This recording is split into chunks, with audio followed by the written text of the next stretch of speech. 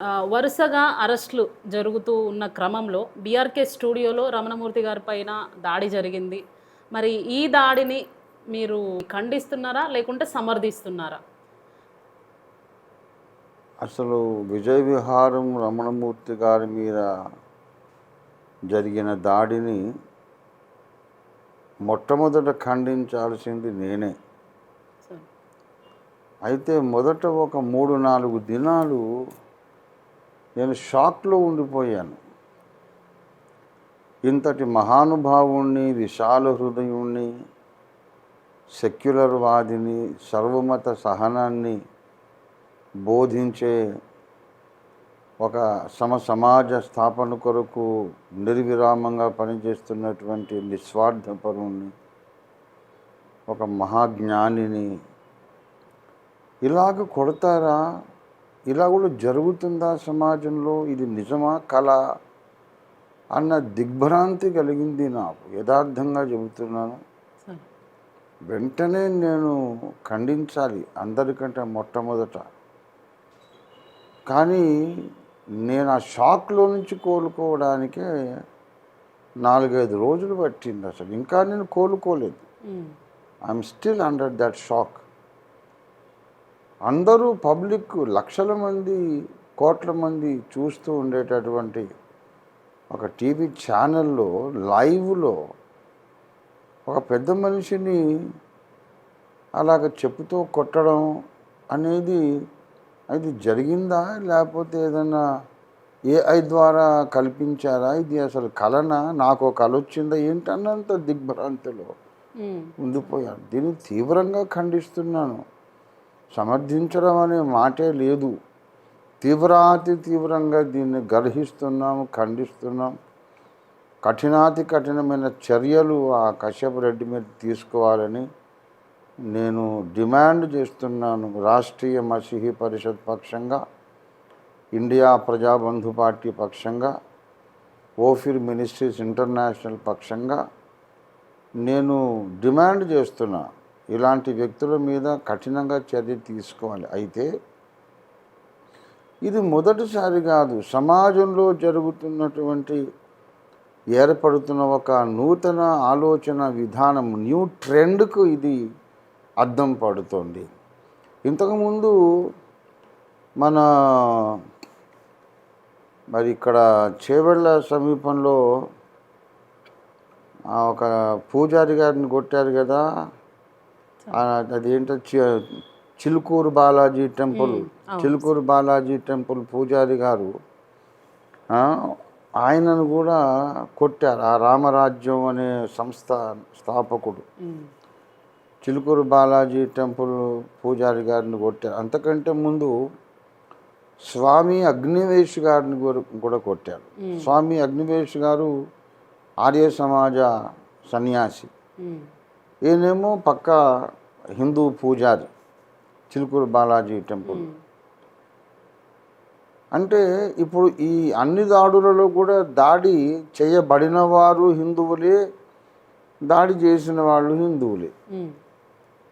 అంటే అసహనం అనేది పెరిగిపోతుంది. ఎందుకంటే స్వామి అగ్నివేష్ గారు అంధవిశ్వాస్కో దూర్ కర్నా హై, పురాణాలను వాటిని గుడ్డిగా నమ్మకండి, ఆర్య సమాజ ఐడియాలజీ ఆయన ప్రచారం చేస్తారు.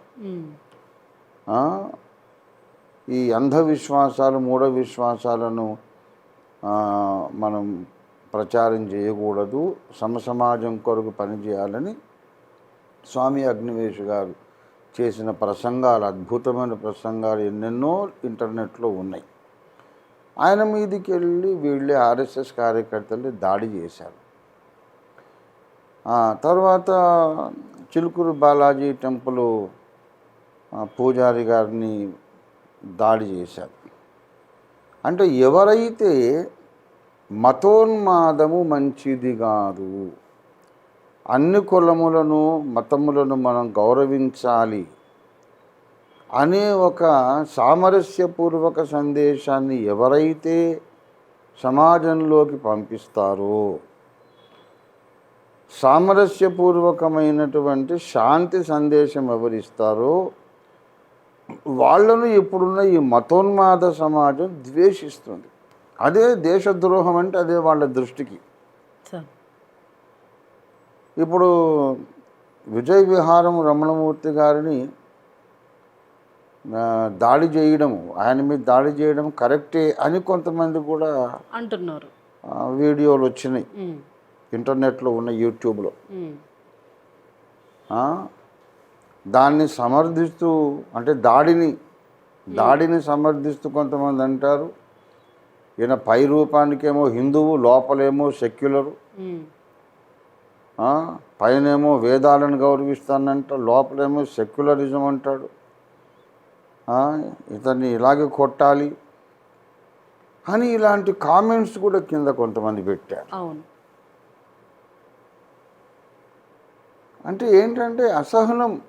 అసలు మతం పేరు మీద కొట్టుకోకండి, కలిసిమెలిసి ఉండండి అని ఒక పెద్ద మనిషి తరహాగా మాట్లాడే వాళ్ళందరినీ శత్రువుల కింద పరిగణిస్తున్నారు. ఈయనని ఇలా కొట్టడమే న్యాయము. ఇంకొక ఆయన అంటాడు, ఆయన గడ్డం పెంచుకుంటాడు, జుట్టు పెంచుకుంటాడు, కాషాయం కట్టుకుంటాడు, కానీ మొఖాన బొట్టు పెట్టుకోడు, ఆయనేమి హిందువు అని ఒకడు కామెంటరీ. అంటే అలాగ తయారైంది సమాజం.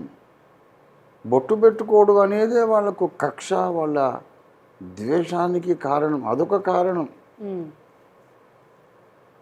మరి రమణ మహర్షి గారు బొట్టు పెట్టుకోడు, స్వామి వివేకానందుల వారు బొట్టు పెట్టుకోలేదు, శ్రీ రామకృష్ణ పరమహంస గారు బొట్టు పెట్టుకోలేదు, ఆర్య సమాజకులు ఎవరు బొట్టు పెట్టుకోరు.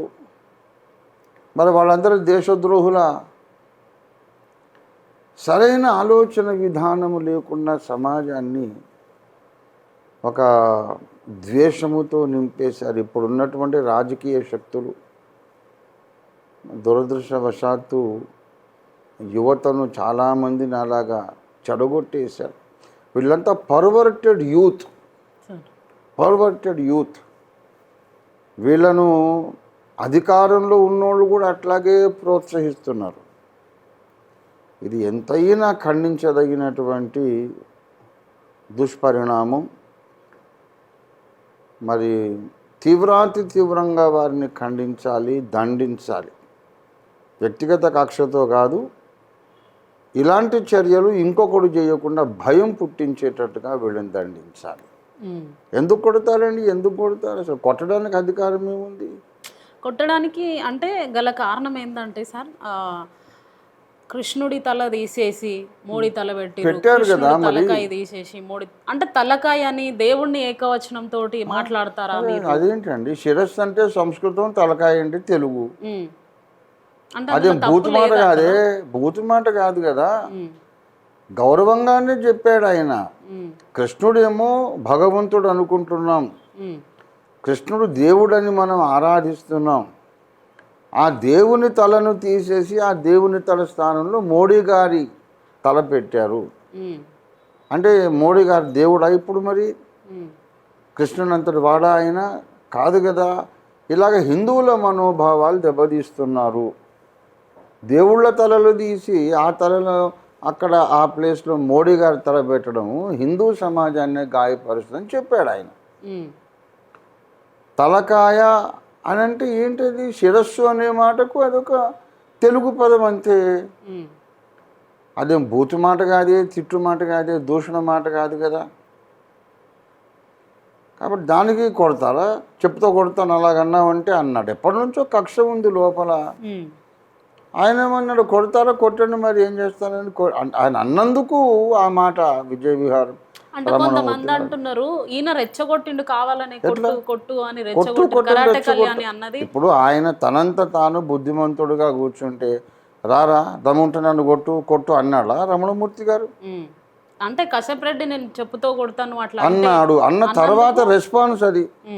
ఇప్పుడు అట్లా అనకపోతే పెద్ద మనిషి ఏమనాలి? వద్దు సార్ దయచేసి కొట్టకండి, దండం పెట్టుకుంటా, కాన్ముక్త బాంఛన్ అనాలి ఆయన? ఏందది వితండవాదం? పెద్ద మనిషి ఎవరైనా అలాగే అంటారు. కొడతానంటే కొట్టరా బాబు మరి అంటాడు.